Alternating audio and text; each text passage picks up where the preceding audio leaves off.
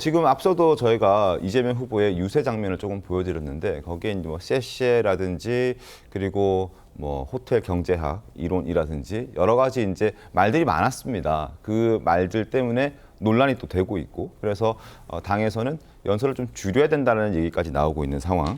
그런데 일각에서는 그런 얘기도 합니다. 이재명 후보가 너무 자신감이 넘친다. 그래서 그냥 하고 싶은 말 다 하는 것이다. 그리고 메시지 팀이 있어서 메시지를 써주지만 그걸 그대로 얘기하지 않고 즉흥적으로 자기가 하고 싶은 얘기 얘기한다 뭐 이렇게 얘기를 하는 그런 분들도 있습니다. 그러니까 너무 지금 지지율도 잘 나가고 좋으니까 그냥 이런 얘기 저런 얘기 신경 쓰지 않고 다 해도 괜찮다라는 자신감의 표현이다.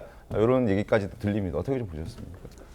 그래서 뭐 자신감의 표현일 수도 있겠습니다. 뭐 지금 뭐 월등히 앞서가는 지지율을 보이고 있으니까 뭐 그런 면도 없지 않아 있겠죠. 그렇지만 저는 근본적으로는 이재명 후보가 갖고 있는 개인적인 신념, 정치적 소신 이것과 연관이 있다고 생각이 됩니다. 네. 지금 앞서 이야기가 된 커피 원가 120원 발언이라든지 호텔 경제론이라든지 혹은 뭐 셰셰 발언이라든지 네. 이게 지금 뭐 다른 데서 네거티브를 갖고 온 게 아니에요. 전부 본인 입으로 얘기하신 거지 않습니까? 네네. 그러니까 본인이 잘못된 신념을 가지고 있기 때문에 그게 가리려고 해도 자꾸만 밖으로 노출이 되는 거예요. 그러니까 오죽하면은 올렸던 게시물 내리고 그리고 이제 후보의 말실수를 줄여야 되니까 최초에 뭐 대선 후보 입틀막이 나오는 것이 아니냐 이런 생각까지 하게 되는데 그러니까 이제 본론적으로 가지고 있는 본래 본인이 갖고 있는 정치적 신념, 경제적 신념 이런 것들이 밖으로 표출되는 것을 어떻게 가릴 수가 없는 거죠.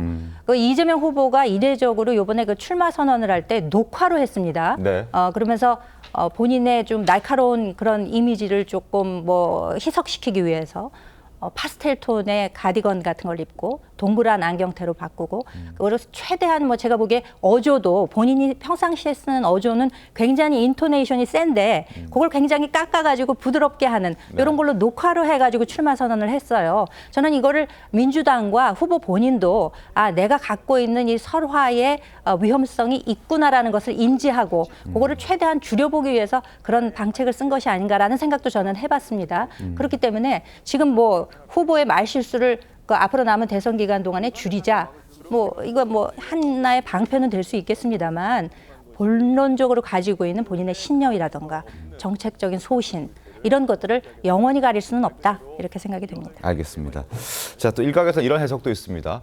자꾸만 과거에 논란됐던 발언을 꺼내드는 그 이유가 자신감의 표현이라는 건데 화면을 좀 보면서 설명을 드리겠습니다.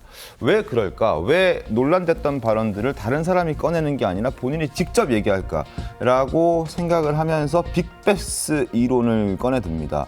이게 이제 기업의 CEO가 부임하면서 기존에 이제 잠재되어 있던 부실을 한번 드러내는 거죠. 한번 털고 가자. 뭐 그런 의미에서 이제 요 얘기들이 나오고 있는 것인데 이미 지난 대선 때 불거졌던 논란들이고 대통령이 된다는 가정하에 취임하기 전에 지금 선거 기간에 다 털고 가버리자. 뭐 이런 계산이 깔려 있는 것 아니냐라는 지적들도 있습니다. 윤기찬 변호사 어떻게 보세요? 저는 뭐 그럴 수도 있지만 개인적으로 보면 무오류의 지점까지 갔다라고 생각을 해요. 어떤 지점이요? 무오류. 무오류. 네, 그러니까 이재명 후보는 난 다 이유가 있어서 그렇게 얘기했던 거고 그때 당시에 그 비판 여론은 오해에서 비롯된 것이다. 네. 뭐 같은 맥락일 수는 있겠지만 지금 거의 지지율의 수준 정도를 비교해 볼 때 본인을 규정하는 정도에 이른 거죠. 국민께 설명하거나 이렇게 할 필요가 없어요. 이제는 내가 이렇게 얘기하면 그것이 뭐 정답이라고 표현하면서 그래도 어쨌든 이게 대세고 정답이다. 다 이유가 있는 것이다.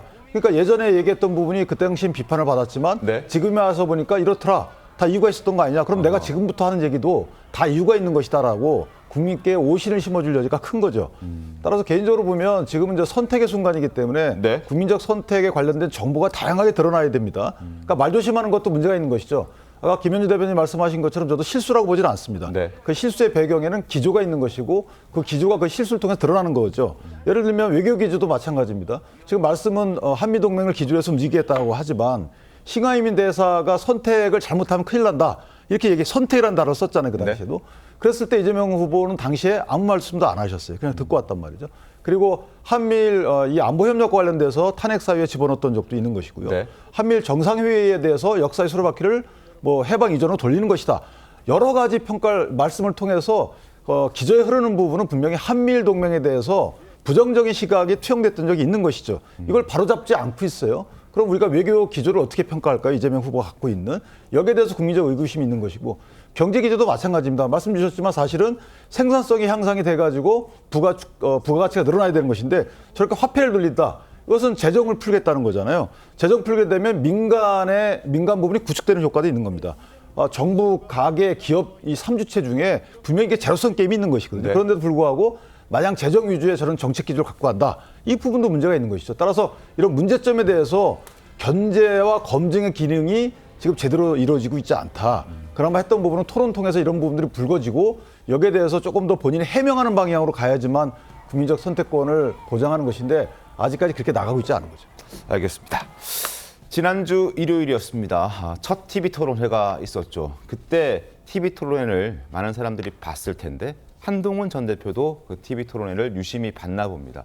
SNS에 이런 글을 올렸습니다. 이재명 후보의 어쩔래 토론, So what? 어쩔래 토론을 보신 분들은 더 확신하셨을 겁니다. 얼마나 무섭고 또 얼마나 무능한지에 대해서 아마 확신하셨을 겁니다. 라고 얘기를 합니다. 왜 이런 얘기가 나왔을까요? 바로 이 대목이었습니다. 들어보시죠. 제정하는데 원래 이재명 후보께서는 처음에는 이걸 왜 그거 못 해주겠나 이러다가 주 52시간제 예외를 해달라는 거 이 법도 안 해줘가지고 제가 고용노동부 고시로서 그냥 그걸 해드렸습니다. 그런데 이렇게 하고 기업을 지원하겠다 이렇게 말씀하시는데 이게 상당히 모순되는 이야기 아닙니까? 3개월 단위의 유연제를 6개월로 늘려주면 충분하다. 네. 그 6개월로 늘리는 걸 도와달라는 게 정부 입장이었잖아요. 그렇습니다. 그런데 뭐 어쩌라고요? 바로 저 모습입니다. 그런데 뭐 어쩌라고. 이게 TV 토론회에서 대선 후보들끼리 전 국민이 보고 있는 상황에서 저런 식의 대화 화법을 쓰는 게 맞느냐라는 그 의문을 한동훈 후보가 제기를 한 겁니다. So what? 그래서 어쩔래? 어떻게 보셨습니까, 윤기천 대변인? 근데 저 부분은 사실은 좀 곡해한 부분도 있죠. 그 당시에 그 해당 법령의 테두리 내에서 유엔 근무제 등을 통해서 그때그때 대처해 온 거잖아요. 그 당시에 최선의 정부 정책이었던 거죠. 그게 입법이 필요성, 법의 개정이 필요 없다라는 취지는 아니었어요. 이걸 좀 더 법령을 확대하자라는 취지, 이건 필요성이 있다는 것은 전제하고 그러나 현행 법령 테두리 내에서는 그렇게 하자는 게 최선이었다라는 게 김문수 후보의 얘기였고 네. 그 당시 고용노동부 장관의 조치였던 것인데 그거를 당신도 그때 최선이었다고 생각하지 않았냐, 말하지 않았느냐. 그러니까 그거면 됐지 추가적인 법령 개정이 필요 없는 거 아니냐 이런 말씀이거든요. 이거는 사실 정치인으로서는 무책임한 발언이죠. 정치라는 것은 현재 법령의 테두리 내에서 부족하면 법령을 고쳐가는 것이고 하물며 개인에 대해서 이것이 나에 맞지 않다고 법령을 막 고쳐가는 시대인데 왜 국민을 위한 저런 부분을 법령 고치는 부분에 대해서 어쩌라고라는 말씀을 하시죠? 저 부분은 사실은 굉장히 무책임한 발언이시죠. 김성열 대변인은 어떻게 보셨습니까? 글쎄요, 저 문제의 본질을 좀 보셔야 될 것 같아요. 저게 뭐냐면 반도체 특별법. 그러니까 우리나라 반도체 산업이 어려우니까 연구직이나 이런 사람들에 대해서 주 52시간 예외를 둬서 좀 더 생산성을 늘려보자. 사실 연구직들 중에서도 그런 걸 원하는 사람들이 있어요. 자기가 연구를 하다가 9시 되면 불 끄고 나가야 된다. 뭐 6시 되면 퇴근해야 된다. 이런 거에 불편함을 느끼는 분들도 계시거든요. 그래서 그런 거에 대해서 예외를 좀 두자라는 이야기였는데 사실 처음에 이재명 후보께서 그거 해야 된다. 못할 게 뭐 있냐 그러셨었잖아요. 네. 그런데 갑자기 뭐 모르겠습니다. 한국노총, 민주노총과의 이야기를 통해 가지고 그걸 못하게 되신 건지는 모르겠으나 처음에 강력하게 반도체에 대해서 지원을 하겠다라고 의지를 표명하시고는 그거에 대해서 걷어들이시다 보니까 아무래도 좀 본인께서 심리적 위축감이 있으셨던 게 아닌가. 그래서 토론 중에 본인도 그렇게 바람직하지는 않은 태도, 저렇게 뭐 어쩌라고라는 순식간에 예상치 못한 태도가 튀어나온 것이 아닌가 이렇게 생각을 좀 합니다. 신현영 의원님. 앞으로 14일 남았거든요, 선거가. 좀 더 민주당이 겸손하고 정말 국민을 섬기는 자세로서의 모습을 더 보여주는 하루하루가 되기를 바라는 마음입니다.